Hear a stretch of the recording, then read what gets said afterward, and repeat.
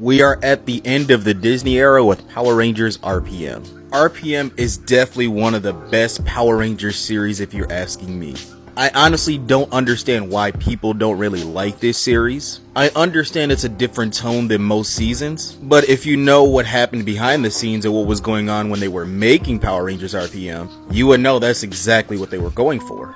For those of you who don't know, this is the third intended finale for Power Rangers. And honestly, when you watch it, it feels like a finale to Power Rangers. Now, granted, they haven't mentioned any specific teams or any other Power Rangers in their world, but there have been subtle hints, at least, to represent Power Rangers at the time. First off, you have the Jungle Karma Pizza, which is in the RPM universe.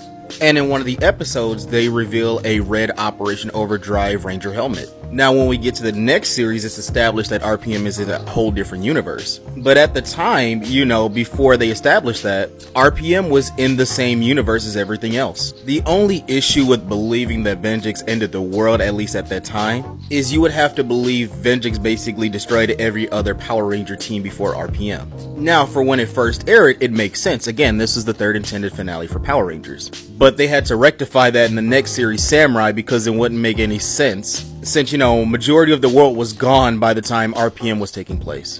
But let's talk about the story, the heroes, and the villains. When I tell you this is one of the most fleshed out Power Rangers series, you get backstories on almost every important character, if not all of them. First off, you get a backstory of each Power Ranger, what they were doing before Corinth, how they got there, and how they basically became Power Rangers. And this is one of the only teams where the Power Rangers aren't necessarily chosen. Now, with the exception of Ziggy because of the situation he was put in, there are certain tests you have to pass in order to become a Power Ranger. And each Ranger on this specific team, none of them are the same character, and they all have their purpose and roles to play.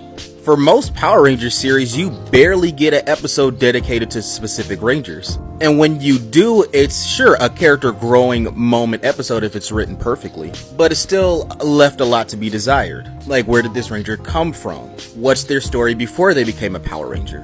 Why were they chosen specifically for this moment in time, and why were they chosen to be a Power Ranger? In RPM, you basically get all those questions answered.